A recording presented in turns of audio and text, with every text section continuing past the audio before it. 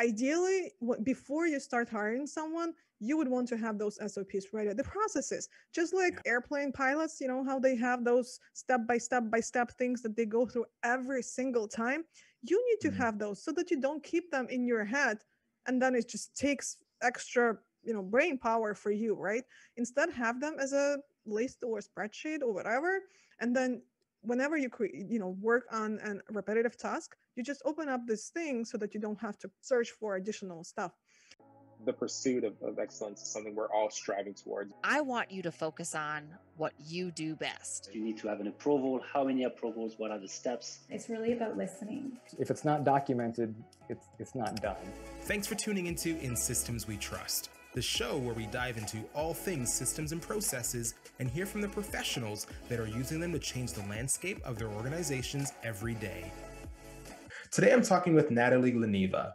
Natalie is on a mission to help companies grow, clarify business priorities, and grow high-performance teams. Drawing from more than 10 plus years of growing marketing teams, she's helped over 100 companies streamline their operations, clarify business priorities, and scale. Welcome to the show, Natalie. Great to be here. So I know you're currently the COO at Deposit Fix. Can we maybe start there? I want to hear about your background in a little bit, but with Deposit Fix, what industry would you say you fall into, and what does your organization do? Deposit Fix is SaaS. It's a software company, software as a service, and it's my husband's company. I think by default, any spouses need to be either COO or chief of something, because it's just a lot of work, definitely. But together, he is the CEO, he is the technical person, and I am more on the operations and marketing.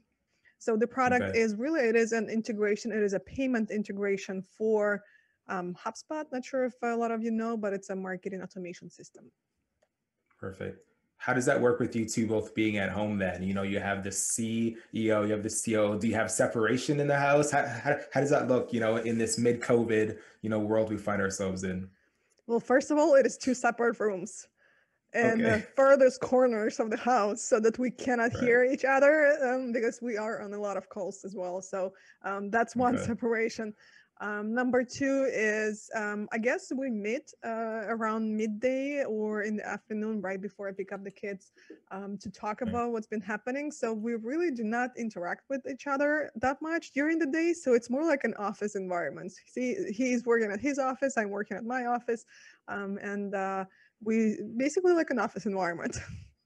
Yeah, good for you. You have to. I know that if I worked with my wife, we would just talk about work all day, and then it's like, what else is there left? You got the kids, you got making up the house, whatever it is, and then you got business all the other time. So good that you guys are creating some separation there. So with your role then, you're in the COO role with Deposit Fix. What does that really entail for you? What does a typical week look like? What are you responsible for day to day? Can you give us more information there? So for this company is more of a part-time position. So a lot of things that I do is really making sure that the team works smoothly. My husband is not really, does not have a lot of management experience. He is very experienced in majority of the things, but just management is not his strong side. And so we often discuss the things that can be improved. He's very good on the processes side. So just like any CEO or founder, he's like writing all of those beautiful procedures and SOPs, and then who's going to implement them, who's going to use them. So he usually doesn't think through with those things. And so I am the one making sure that the company operates. And then whenever we have, bottlenecks, or he's sometimes a bottleneck, so I am the person who needs to tell him that, here's the problem. And then we discuss the solutions. Okay. Cameron Harold, he's the host of the Second in Command podcast. And so he basically, he runs an organization called COO Alliance, where like the COO is obviously like the second in command, right? Pretty self-explanatory. Would you view your working relationship in that way? Is it a collaboration when it comes to things like vision, forecasting? I know you said it's part-time, but who takes on the majority of the creation of the SOPs, the vision of the company, the way that you're going? I think that this is the CEO role. The vision is for sure. The SOP part it is split, but because I am not technical whatsoever, so that's why he creates SOPs for majority of the processes. Hiring processes, I would recommend the things that we need to have in place, and I would put together those things. But from the Okay. technical standpoint, he is the person who is leading all of that. I don't think I answered the full question. What was the first part of the question? I was just asking how you support each other. Would you say that it's a collaboration as far as, you know, providing that growth, vision, and structure, or is it one party, you know, kind of leading the way most of the time? I think just like for any business owner, well, I'm also a coach, so I know that working with other companies, you can easily see the improvements that they can make and the areas of opportunities, but it's so hard to see it in your company with yourself. And so when I talk to a lot of founders and CEOs, and they say, absolutely, how is it that I did not come up with such a brilliant idea or solution to this problem? And that's exactly why, because you are day in, day out, your heads down in the business, and it's so hard for you to realize that the answer is right there. So it's very easy to talk to someone who is like the COO, who knows you, your company, and I think I would stress here, knows you as the CEO, as the founder, very intimately, very well knows your strong and weak sides, and knows where where you freak out, and is able to provide suggestions, recommendations, pinpoint Yeah. to the area that needs to be improved, or just open your eyes to something that you have not seen. So definitely I like the how you called it, the second in command, and I put it down as a note. I'll take a look at I think you mentioned it's a podcast. I think that's exactly what it is. There needs to be someone second in command to help the general, the main person, see their problem, be able to kind of look back and see all the things that maybe they've missed, just because it's not possible for one person to know or see everything. That's right. And it's all about process, right? I mean, in systems, you know, it's about finding the right people in the right place, you know, doing what they're really good at. So yeah, it sounds like you guys have figured that out pretty well. If we can talk more about your coaching, right? Because I know from looking at your personal website, you have this line that says, you know, that, you know, you clarify what is it, marketing priorities, you know, for SaaS clients. You know, how do you do that, would you say? What does that process look like to really get you there where you can create those priorities for these owners? First of all, I want to comment on what you just said, that it looks like you guys figured it out. Just 2 days ago, him and I talked and said that, there are some issues, there are some problems that we need to fix. So it's a never-ending process. Do not think like, oh, they figured it out. They, their company looks so good. Looks like they're figured it out. I almost guarantee you that 95% of all of those companies that you talk to or you see the successes of them, you do not see what's happening beneath all of that. So we have not figured that out. And we've been married for more than 10 years, and we've been together for a bigger part of our lives. So we've been together since high school. And, still we have all of the problems and all of the miscommunications that happen. So if you just start working with someone or you hire a COO, chances are you're going to have miscommunications. Just like yesterday, I texted him yesterday and saying, hey, boil macaroni for our kids, and he took it as boil some water so that I come and I will cook it myself. And then I showed him the text and he's like, I don't know how this happened. So even looking at this, it is so obvious to have those miscommunications. To answer your question about clarifying business priorities, how I do that. Number one is I look at metrics. So when I start working with any company, I look at their metrics. And oftentimes, they don't know their metrics. So I help put together, they usually have it in different systems. So what I create is a simple spreadsheet With all the metrics, sometimes you would input some things there and then the rest is going to be calculated. But without those metrics, it is so hard to say what it is that we should focus from business growth, from marketing perspective. Sometimes founders and CEOs come to me and say, I need help with SEO and I need to produce more content. Do you know a writer who can produce more content for me? Recommend them to me. And I'm like, okay, let's take a look. Share with me access to Google Analytics. And maybe I'm going a little bit too technical, so let me know if I am. But I look at their Google Analytics because I have marketing background, and I see that they already have a bunch of traffic to their blogs, but it's not converted very well. So you don't need more content. You don't need help with SEO. You just need to know how to improve conversion of that content that you already have and people who already come to your website. So no, you don't need a content writer just yet, because that's not your highest ROI opportunity and highest priority right now. Right. And that's what I mean by identifying high ROI opportunities, basically looking at the metrics, comparing them year over year, maybe month over month, quarter over quarter, and see where do we stand? Are we improving? Are we getting worse? What about our growth rate? Are we improving there? What about our traffic? Do we stay flat or we're increasing our traffic? Because if we're staying flat, but you're seeing growth, that means that your conversion is going better, right? But if you're increasing your traffic and your revenue plummets, that means that you are not converting existing traffic really well because you are increasing your traffic to the website. So there is no silver bullet. I think we just go case by case and I look at the areas of opportunity for every business. Okay. Quick note just about your previous slide. I think we need to have a part 2 and have your husband on here and talk to him about some of his understanding of how to cook macaroni. That's really funny.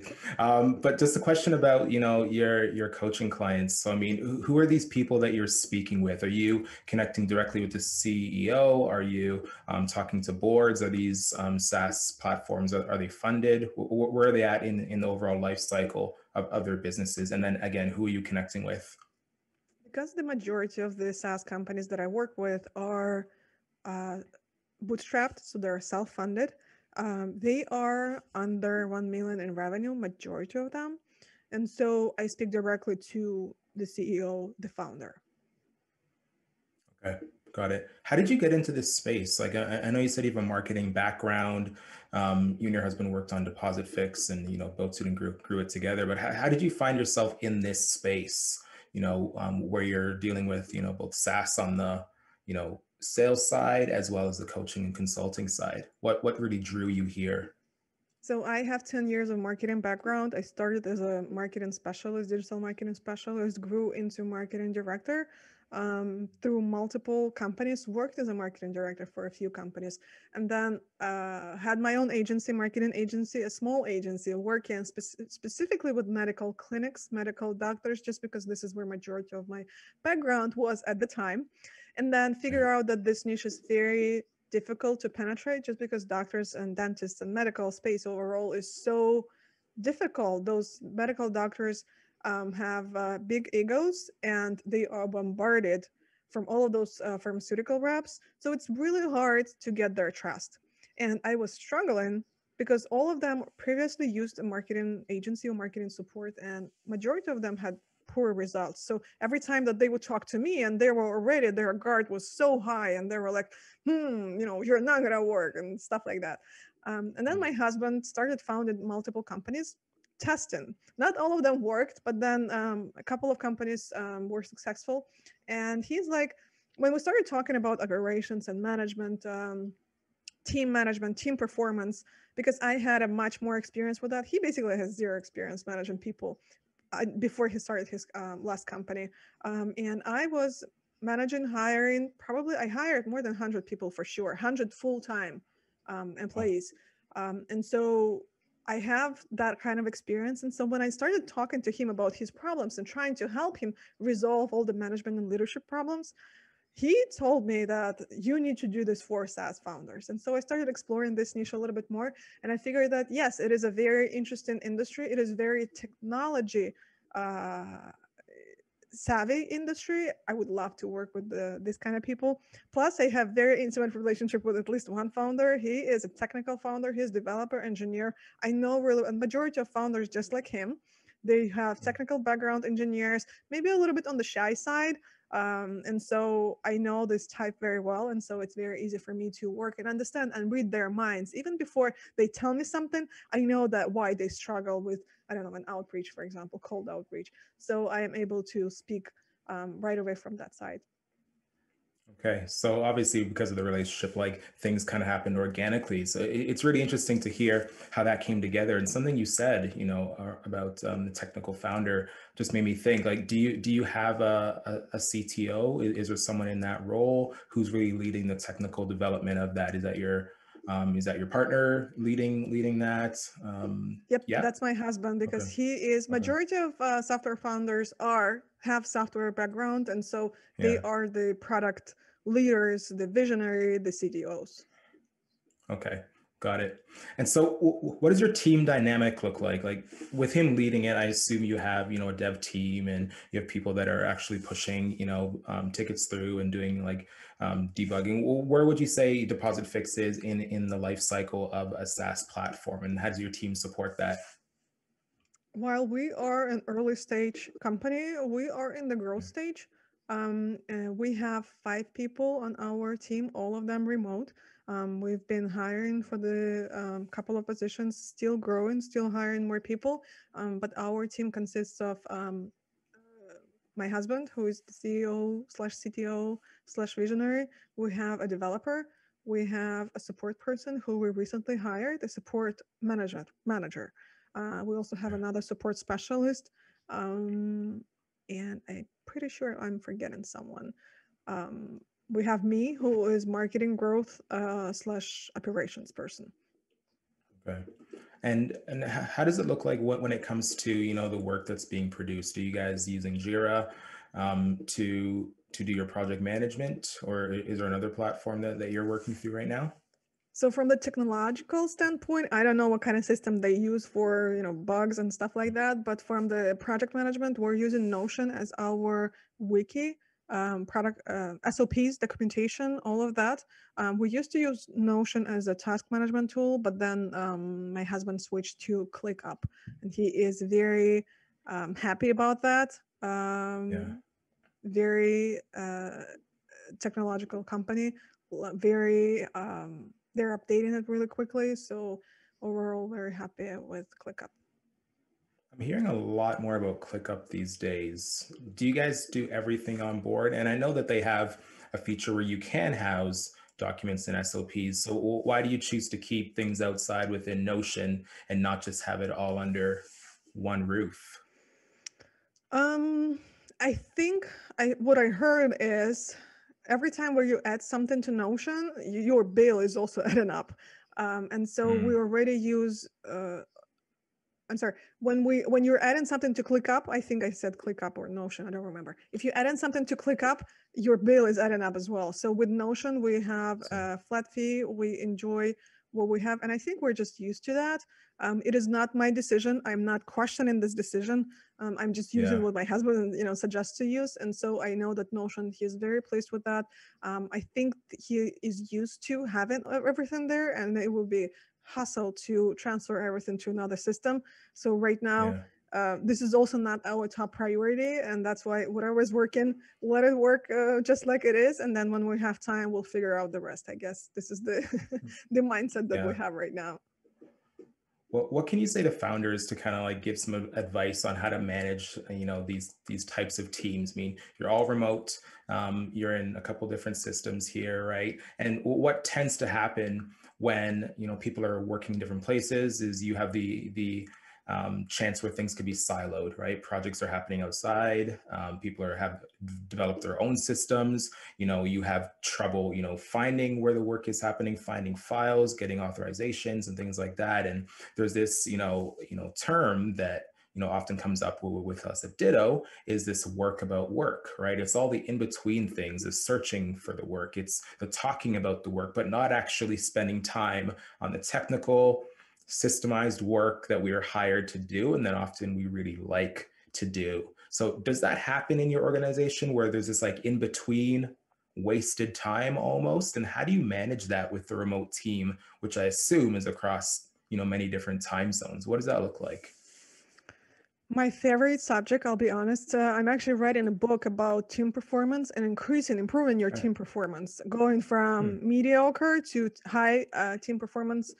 And I would say that having everything, all the SOPs and all the guidelines accessible very easily, not hidden somewhere, not having 5 different versions of the same thing, and then you can't figure out which one is the latest one, Yeah.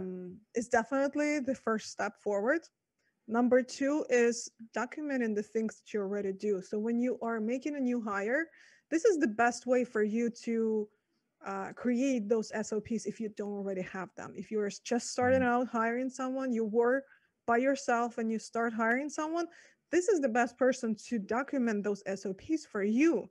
So if you don't have them ready, which ideally you should, so let's take a step back. Ideally, before you start hiring someone, you would want to have those SOPs ready. The processes, just like airplane pilots, you know how they have those step by step things that they go through every single time. You need to have those so that you don't keep them in your head, and then it just takes extra, brain power for you, right? Instead, have them as a list or spreadsheet or whatever, and then whenever you work on a repetitive task, you just open up this thing so that you don't have to search for additional stuff. And so while you're doing something, a task that you know is going to be repetitive, you record yourself doing that. So you record your screen, maybe you record your voice, how you do that. And so really in 5 to 10 minutes, you explain how you are performing this task so that later when you know you're going to hire an assistant or someone to help you with those tasks, you do not need to explain them one by one how to do that. Plus, people oftentimes do not work out. So even if you hire someone, they may very well be gone in 2 months, right? So you do not want to explain the same thing multiple times to different people. So that's why you yourself originally want to have those processes documented. Now, if you don't have those processes documented and you need to hire someone right away, you can explain those things to this person and let them write those SOPs for you. All you do is basically ask them, okay, here's how you do that. I would really want you to write it down, what I explained to you, in a document, and then share with me so that I can check whether you understood it the right way. What I said, what I meant is, what you understood. And then you use that, you can edit it. Obviously, it's not going to be 100% perfect. You edit it, and then this person is going to be more likely to understand what you're trying to ask of them. And so this is how you create those SOPs in the beginning. I love that you brought that up because I was going to ask if you encourage your team to document those SOPs on their own and then bring them to you and what that process looked like. But it seems like you're instilling them with that power and that autonomy almost to and keeping them accountable really is what it is. Are you listening? Do you understand? Was it clear? And then you're having those iterative processes along the way. So you're talking to your team, and I also love too that you brought up the onboarding component. That is huge. Before I get to the next point, I find that is one of the biggest things that's missing in organizations is not having those clearly defined onboarding processes.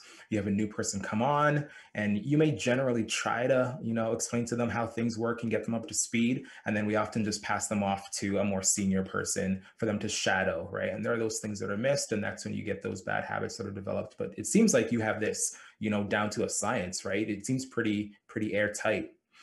But my question is more around like that. I'm sorry. Really quick, Yeah, I go. think all of that Yeah. is based on the experience. I've heard this saying, your good judgment comes from bad judgment. And so all of those things are Love it. because of trial and errors. I mean, I've made so many mistakes, and in this book that I'm writing, I'm actually openly admitting that I was such a bad manager. I was such a bad leader of my team in the beginning because no one knows how to do that. And you probably don't even have time reading up on those things. So do not expect for you to be good. If you don't have those SOP, do not beat yourself up. I mean, you already have so many things on your plate. Just do whatever needs to happen and do not beat yourself up. You are going to screw up. Things are not going to work out. The best people that you think are the best that you hired are not going to work out. So it's not the end of the world. That's the thing of the game, I think. If you are an entrepreneur, expect that those things are going to go wrong. I love that you said that. Thank you for your transparency. You're so right. I mean, it's not going to be perfect. We make mistakes, and that's how we learn, right? Like you have kids. I have twin boys. They're 5, and they do something that they're not supposed to. They jump off of something too high and they hurt themselves, right? They learn from making those mistakes. So I think what we forget often as founders and people in these C-suite roles is that we have to be perfect. We have to appear like we know what we're doing, and to make a mistake or to have some form of failure is almost like a negative. We don't want to talk about it. So I'm really glad that you said that. And speaking from experience, that's the only way that we grow. That's the only way that we get better. Exactly. And so And do not just think to yourself that, I screwed up and be done with that. But also you can share it with your team. So if you screwed up and your team is connected to that, or maybe your team member is a little bit upset about that, you should be open about that. And you can say that I'm learning myself how to do that. Can you share your feedback with me? Because if your team member is not feeling maybe excited or motivated, ask them, why is that? I think this is the first step. So be open. Do not have high ego or, where you need to be perfect. You think that you are the CEO, so you need to know what you are doing. That's totally fine. In fact, they're going to respect you more if you come to them with those problems and kind of asking for them for their feedback. I agree. Yeah, I couldn't agree more. So you have your SOPs, you have your processes, everything's documented, you know where they are. How often are you going back to take a look at your processes to improve them? And then what does that, improvement of the processes really look like? Is it you and your husband going away for, a day and just powering through it? Are you bringing your team into different breakouts? And how often is that happening if that's what you're doing? I heard from another expert, cannot remember their name, but whenever your team is working on a task that is documented, they need to have those SOPs open so that they go just like, airplane pilots, they have their SOPs and step-by-step open. So they have it open so that whenever there's a new release of a software, and so this is being done differently right now compared to what it was before, they are able to update it right away. And you do not have 50, 100 versions of the same SOP. You have it right there open and you added the same thing. So having this open, I think, is crucial. It's not only us who are updating those SOPs. If it's something that's on the higher level, only we can do it, then we do that. If it's someone who, that's a task that is performed by someone, like we talked about before, they create it first, they bring it to us, because by them creating this, they are going to be more willing to follow it, and we are going to get their buy-in when they create it themselves. And so they bring it to us, we review it, provide our feedback in a nice way, obviously, and then that's how the SOP is being finalized. I want to add one more thing. I alluded to that in the beginning, but a lot of founders and CEOs create those beautiful SOPs because they're usually CEOs are very analytical. And so they think that, okay, I'm going to write out all of those beautiful SOPs and people are just going to start using them. And then my husband, I remember him coming to me and saying, why do not people use my beautiful SOPs that I spent so much time perfecting and putting them so nicely, bullet points and, nicely done. There's such a thing called learning pyramid. I was fascinated when I learned about it. But the learning pyramid is basically like a pyramid of Maslow. I'm not sure if you've heard about that. But basically on the bottom level, only 5% of information is being retained when people read something. More and more you're going up if people watch video, or if people talk about this, or if people participate in creating something, or if people teach something to someone. This is the highest level of retention. So to answer the question, why do not people follow the SOP that I created?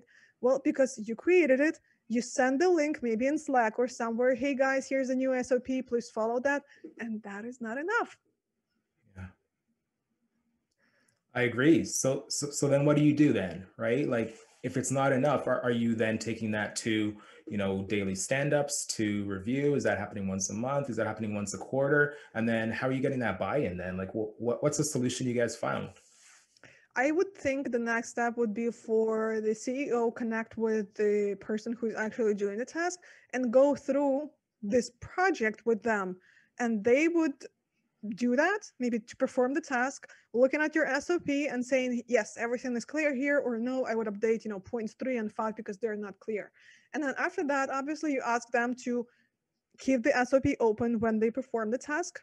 And then if there is a junior person or someone else, then ideally this person would teach this SOP to someone else. Okay, amazing. From a project management standpoint, like are you managing a lot of the tasks that are happening from day to day? And if so, like what methodologies or project management methodologies are you following? Are you doing Scrum with your team? Are you on Kanban? Are you doing Reiki? What does that really look like from day to day or month to month? And how long do those sprints usually look? So this is on my husband's side. I know that this was a little bit more hectic up until maybe a month ago, and now they're doing more Scrum. They have those sprints. So from the software standpoint, they would have a lot of requests for new features, and usually they would prioritize it based on, I don't know, my husband's wish or whatever he wants to do. And so then he decided that, okay, done with that, because it was becoming fairly difficult. And so now they have those sprints where they define the scope of work that they want to accomplish in 2 weeks, and then whatever is out of scope is going to go to next week. What he was worried is that when people come to him and say, we need this feature as soon as possible, and they're not able to deliver that, and they say something like, we're only able to do that in 2 months, his initial thought was that people would just cancel and not continue with the product, which turned out not to be the case. So many people said, oh, okay, in 2 months, that's fine, we'll wait. All of a sudden, this urgent thing is now when you say that we have a sprint, we have everything outlined, we cannot do this, before early or like in 2 months. Usually all of them were fine. So I find that continuously improving your processes, if something is not working, is key. So that's another thing. When something is not working, you feel like the process is failing you, do not wait until it fails you 5 times. Right. Make improvement constantly to that. Unfortunately, I would really want it to be like you write the SOP once and it be done, but it's not how it works. So for example, for me recently, I came into this issue where I have a person who releases my podcasts. So I record and then the person who schedules them. And so he, for the past 5 episodes, forgot to include the video uploaded to YouTube. So he's done everything else, but not YouTube. Although we have the SOP, we have the list of things that he needs to do, and still things like, everything that I talked about, him having the SOP open, you see, it's still not perfect. So the next step would be for me is, in addition to what he's doing right now, is for him to send me all the links where he published that.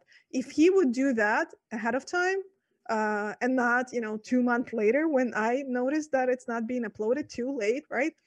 I would notice those things on time. If he would send me all the links of all the podcasts and episodes that he uploaded, I would see that there's no YouTube link and I would ask about that. So sometimes it's not about just updating your SOP, but thinking, okay, something is not working. What else can I do to make it work for people, to make it easier for them, or to make it easier for me? What else do I need to know in order for this process and this project or task to work well?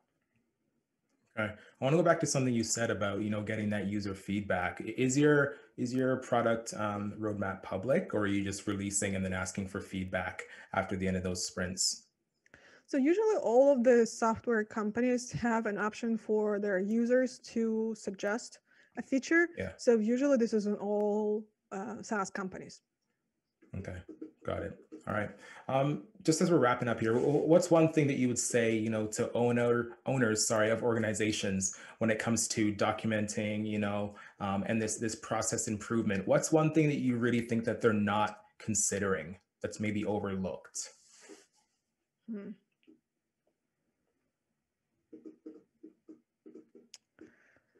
Do not be attached to your SOPs. Know that things are going to change. Something is not working. It's okay. Things are going to change. Be flexible. With your communication, things are not going to be perfect. Just like, hey, boil macaronis and cook macaronis instead of boil the water for macaronis. Kind of completely different things, and miscommunication is going to happen. Get to the bottom of the problem, I would say. So this is one thing. Getting to the bottom of the problem is going to help you identify what's actually wrong, because oftentimes we do not want to, like, if a person makes a mistake, for example, or things do not go well, you would usually say, okay, well, you would think, okay, this is this person's fault. Okay, hopefully he learned from this mistake. Oftentimes that's not the case. So you need to dig deeper and not just say that, I am blaming you, so share all the problems that you've caused or something like that. But actually ask him, why do you think that this has happened? Oftentimes what's going to happen, you'll figure out that it's not the problem on his part or on this task. It's problem with something else. And so you'll actually untangle this thing that's causing the problem. So you only see the end result, but you don't see where it's actually starting from. And so hopefully with this, not blaming anyone, but trying to get to the bottom of a problem is going to help you identify and then put together processes in place to make sure that this is not happening again. Amazing. Yeah, I'm definitely guilty of that myself, right? Where you create this SOP, it's wonderful, just like your husband, it's beautiful, it's pretty, it makes sense to the creator of it, right? And then if people aren't following it, if they don't understand it, then things kind of fall apart. But it's not really until you say, okay, this is not mine, right? This is one way of doing it. You get that feedback, really crowdsource that from your team, and then continue to improve them and develop on them. Because at the end of the day, the tacticians, the people on your team are the ones that are using these to execute the work, right? And you hired them because they're experts in their field. But if you're the bottleneck, creating these SOPs that don't make sense or not clear, then, how are you benefiting them? So yeah, I'm definitely really glad that you said that. Just curious, what does your personal tech stack look like? I know you were weird. You talked about Jira, Notion, Slack. What else do you use to get through your day or any given week? Skype is a big thing. Slack, emails. And by the way, as far as the emails, really quick about communication channels. I think this is something that every founder needs to have in place. Communication guidelines, so that people know when to send an email, when to send a Slack. If it's easier to get on a call with someone, do we schedule a video meeting or one-on-one meeting? All of those things ideally need to be documented. So for example, I'll give you one example. When you discuss a project that is more than a few people involved, do not send out one-on-one messages, because then you're going to repeat yourself to multiple people, or information is going to be missed from those additional people, right? They will not know what you discussed, just the two people, you and someone else. So if you discuss a project that is connected to multiple people, those things need to be discussed in public channels, not one-on-one channels. So having those communication guidelines documented is important. And this is a tangent from Slack, email, instant messages, Zoom, obviously. This would be it. I am trying to keep it fairly lightly. And what I coach my people that I work with, the CEOs, is do not be hung up on the tools. They are just the tools. Oftentimes, especially those software engineers who are now turned to CEOs, love their softwares, love the subscriptions, love testing new tools. And oftentimes it is so much easier to do something with an Excel, for example, or like another simple document, instead of subscribing to another software, getting your team to use that. This is just mental energy that needs to be spent somewhere else. So do not be hung up on those tools. If it's easier to do in Excel, do that. Perfect. Love it. Great way to wrap up. So where can people connect with you, Natalie? Where are you hanging out? Where can they get more resources and more information on the work that you do? NatalieLuneva.com. NatalieLuneva.com. I'm active on Facebook. I have a group for specifically SaaS founders. I have a podcast. I run weekly Q&A sessions, kind of workshops every week. They're live in the Facebook group. So if you are a software founder looking for help to grow, scale, help with marketing, do check it out. Amazing. Well, Well, thanks for being on the show. I had a really great conversation. I enjoyed it. Thanks a lot, Marquis. If you like what you heard today, please like, subscribe, and follow on your preferred channel. If you know of a friend or colleague that would benefit from hearing this conversation, please share it with them so that we can reach more listeners just like you. As always, all the links from today's talk will be in the show notes. And remember, if it isn't documented, it didn't happen. We'll see you next time.